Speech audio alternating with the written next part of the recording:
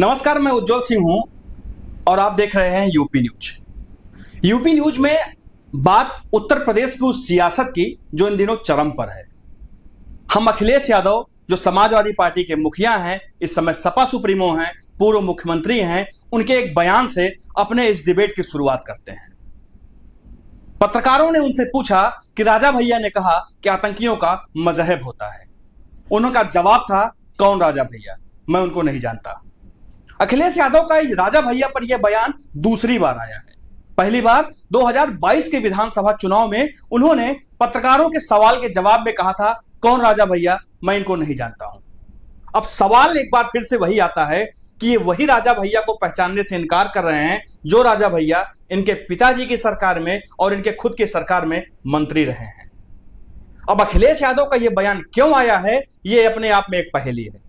इन्हीं सब मुद्दों पर बात करने के लिए हमारे साथी वरिष्ठ पत्रकार विनय सिंह हैं। हम इनसे पूरी डिबेट करेंगे, पूरी चर्चा करेंगे कि आखिरकार अखिलेश यादव के मन में, अखिलेश यादव के बयानों में इस तरह की बातें क्यों आ रही हैं। विनय जी, बहुत बहुत स्वागत है आपका यूपी न्यूज में।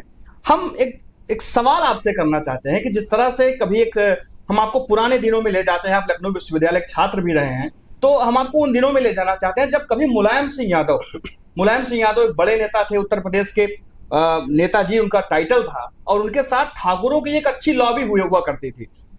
जहां तक मेरा मानना है, जहां तक मैं जानता था कि मुलायम सिंह यादव के साथ अमर सिंह और तमाम ऐसे बड़े नेता थे जो मुलायम सिंह यादव के बहुत करीबी कहे जाते थे। फिर इतनी दूरी कैसे हो गई? अखिलेश यादव अब लगातार ठाकुरों को टारगेट कर रहे हैं, कभी यूपी पुलिस में ठाकुरों को टारगेट कर रहे हैं, कभी मुख्यमंत्री को लेकर के, अब राजा भैया पर। तो क्या, कैसे लेते हैं इसको? देखिए, जब मैं यूनिवर्सिटी में पढ़ रहा था तो उस समय राम सिंह राणा इन्हीं के समाजवादी पार्टी के बैनर तले वो चुनाव लड़े थे छात्र संघ का, और चुनाव जीते भी थे। इसके अलावा उसी समय या उसके एक साल बाद जो अध्यक्षी का चुनाव हुआ था उसमें विजय शंकर सिंह टिंटू थे। विजय शंकर सिंह टिंटू आज भी इनके साथ जुड़े हुए हैं। फिर अरविंद गोप जी, और इसके अलावा आप उनको ले लीजिए अरविंद सिंह जी, जो बाद में राज्यसभा सांसद भी बनाए गए थे। आजकल यहाँ कार्यालय में वो मतलब महत्वपूर्ण प्रभार देख रहे हैं। इसके अलावा अमर सिंह और तमाम ऐसे नाम हैं, मोहन सिंह, ये सब इनके साथ हम की भावना में जुड़े हुए थे। पार्टी का विस्तार हुआ था। TMY समीकरण बोला जाता था, ठाकुर, मुस्लिम और यादव, उस समय समीकरण चलता था।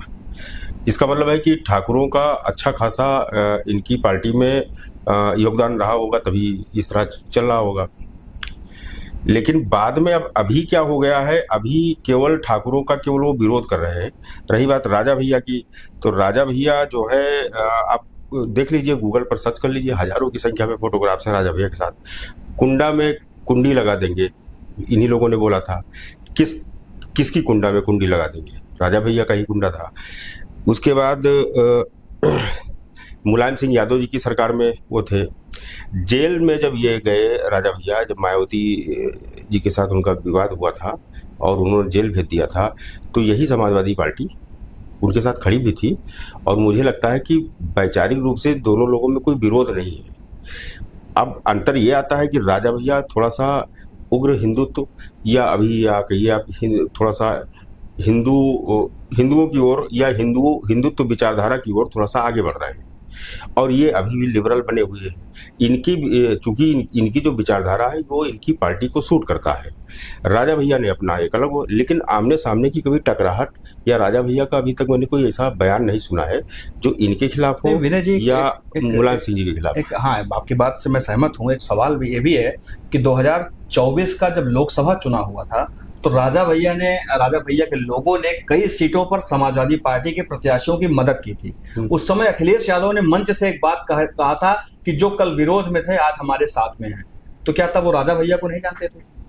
नहीं, ये तो जिसे आज उन्होंने जो मीडिया में बोला है, सभी पत्रकार जानते हैं, पूरा देश जानता है, पूरा प्रदेश जानता है कि दोनों एक दूसरे को अच्छे तरीके से जानते हैं।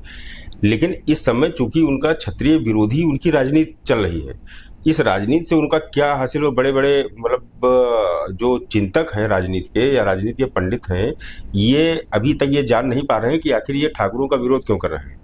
अभी इन्हीं लोगों ने, समाजवादी पार्टी के लोगों ने कहा कि 2022 के चुनाव में काफ़ी संख्या में ठाकुर चले गए जो है समाजवादी पार्टी की तरफ। 2000 जो ये लोकसभा चुनाव था उसमें भी ये आरोप लगे। तो उसी बीच अब चूंकि मुझे लगता है कि ये योगी आदित्यनाथ को लेकर के या इनके दिमाग में ऐसा कुछ चल रहा होगा कि, लेकिन उसका रिजल्ट क्या है ये अभी समझ में नहीं आ रहा है कि आखिर ये ठाकुरों का विरोध इतना क्यों कर रहे हैं। नहीं, अखिलेश यादव एक उत्तर प्रदेश के सबसे बड़े विपक्ष कह सकते हैं आप, समाजवादी पार्टी जो विपक्षी की भूमिका में है, विपक्ष की पार्टी है, उसके मुखिया हैं, उसके अध्यक्ष हैं, एक बार मुख्यमंत्री भी रह चुके हैं, और सबसे बड़ी जो उनकी पहचान है वो मुलायम सिंह यादव के बेटे हैं, जिनको कि नेताजी कहा जाता था। मुलायम सिंह यादव की अगर हम साथ की बात करें तो अरविंद सिंह गोप हैं, अमर सिंह हैं, राजा भैया हैं, इस तरह से तमाम बड़े जो ठाकुर नेता हैं वो मुलायम सिंह यादव के बहुत करीबियों में, नवरत्नों में हुआ करते थे, बड़े करीबी थे। उस समय ये कहा जाता था कि समाजवादी पार्टी ठाकुरों की पार्टी है, ये भी कहा जाता था। लेकिन अखिलेश यादव ने अपनी छवि ऐसी क्यों बना ली कि एक एक करके ठाकुर उनसे कटते जा रहे हैं, और वो लगातार, अच्छा अखिलेश यादव लगातार जैसे जो भी नेता वो हिंदुत्व के लेकर कोई बयान देगा, अखिलेश यादव उसके खिलाफ बोल देंगे। लगातार यूपी पुलिस को लेकर टारगेट कर रहे हैं, उसमें भी ठाकुरों को शामिल कर रहे हैं। तो क्या इसके पीछे कहीं ना कहीं ये है कि अखिलेश यादव अपना जो एक एजेंडा है, उनका अपना एक अलग अलग विचारधारा है, उसको स्थापित करने की कोशिश कर रहे हैं? नहीं, तो अगर मान लिया वो अलग विचारधारा वो स्थापित करना चाहते हैं, ठीक है, तो अब वो ठाकुर के अलावा भी कई सवर्णों में कई वर्ण हैं। जैसे उन्होंने वो ये शुरू किया कि दलित, पिछड़ा और अल्पसंख्यक, पीडीए, तो जाहिर सी बात है उन्होंने पीडीए के संपूर्ण पीडीए को उन्होंने टारगेट किया होगा। जो इसके अतिरिक्त जो वोटर बचते हैं तो उसमें ठाकुर भी आता है, ब्राह्मण भी आता है, कायस्थ भी आता है, तमाम समाज के वैश्य भी आता है। तो उन लोगों को उतना टारगेट नहीं करते हैं, उसमें सबसे ज़्यादा वो टारगेट करते हैं वो ठाकुरों को करते हैं। दूसरा, मुलायम सिंह के साथ तो ठाकुर थे ही, लेकिन मुलायम सिंह की जो शुरुआत हुई है, प्रादुर्भाव हुआ है राजनीति में, उसके पीछे जो जनक हैं वो यही लोग हैं।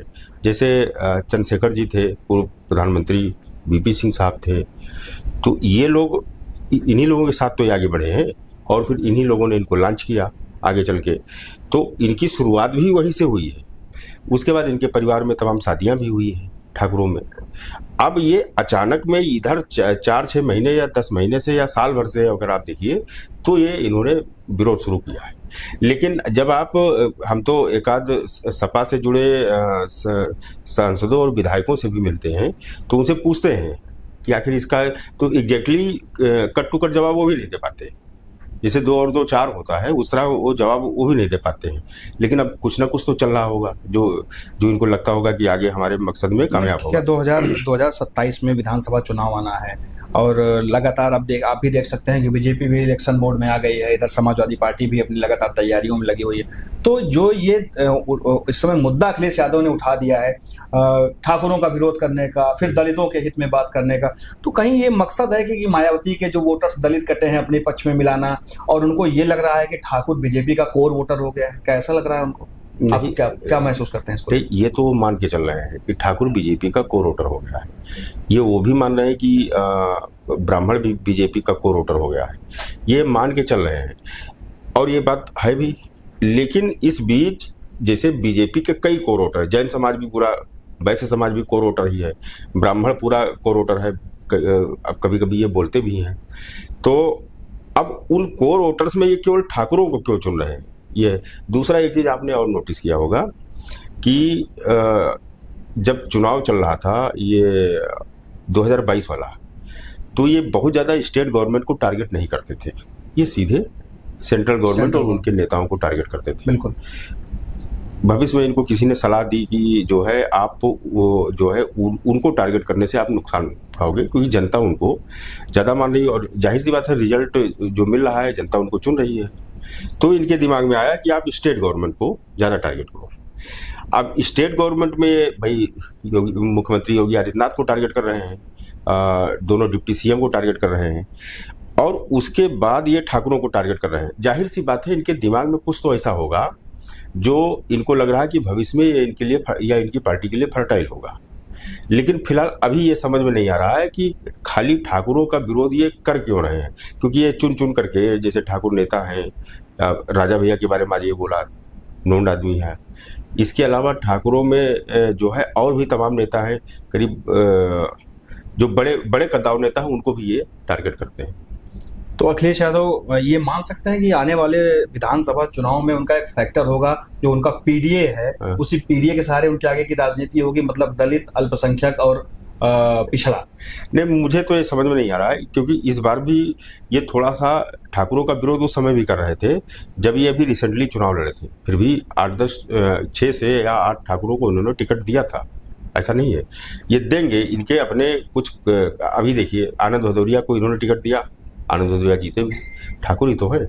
इसके अलावा कई लोगों को इन्होंने टिकट दिया, तो ऐसे ये देंगे टिकट, जो इनके कोर लोग हैं उनको तो टिकट देना ही, मतलब देंगे और देना भी चाहिए, खैर जो इनके साथ जुड़े हुए हैं। लेकिन वर्बली जो है जिस तरह से विरोध कर रहे हैं, ये थोड़ा सा। तो एक विनय जी, एक रात इंदौरी की एक लाइनें हमको याद आ रही हैं कि सियासत की अपनी भी एक अलग जुबान होती है, कहे जो इकरार तो इनकार समझा जाए। तो ये कह सकते हैं अखिलेश यादव इसी फार्मूले पे काम कर रहे हैं कि हम ठाकुरों का विरोध करेंगे और लास्ट में ठाकुरों का साथ भी ले लेंगे, उनको टिकट देके उनको ऑब्लाइज भी कर लेंगे, मैनेज भी कर लेंगे? मुझे तो नहीं लग रहा है, क्योंकि ये ठाकुरों का विरोध कर रहे हैं और धुर विरोध कर रहे हैं, ढंग से विरोध कर रहे हैं, तो मुझे तो नहीं लग रहा है। लेकिन इतना तो मैं जानता हूँ कि कुछ ठाकुरों को ये जो है टिकट देंगे। और अब जो पिछला जो आपने देखा होगा कि सांसदी का जो चुनाव हुआ था या जो विधानसभा का चुनाव हुआ था, उसमें ठाकुरों को सीमित संख्या में इन्होंने वो टिकट दिया था, लेकिन दिया था। अब ये अभी भी रिसर्च हो रहा है, कई लोग आखिर ये अचानक में ठाकुरों का विरोध कर क्यों रहे हैं, ये तो अभी भी है, लेकिन अभी कोई फाइंड आउट नहीं हुआ। जब नेता नहीं बता पा रहे हैं तो हम लोग तो खैर अपना चर्चाओं को सुन लेते हैं, उसके बाद अपना डिस्कस कर लेते हैं, लेकिन अभी तक कुछ ये क्लियर नहीं है कि आखिर ये ठाकुरों का। अच्छा, एक चीज़ और है, इनको छोड़ के इनके पार्टी का और भी कोई व्यक्ति ठाकुरों का विरोध करता हुआ नहीं दिखता है। जैसे नेता भी जो हैं, बड़े नेता हैं, वो भी खुलेआम कुछ बोलते नहीं है, सिवाय अखिलेश जी के। तो कुछ तो सोच रहे होंगे कि हम टारगेट करें, या अच्छा बहुत ढंग से टारगेट कर रहे हैं।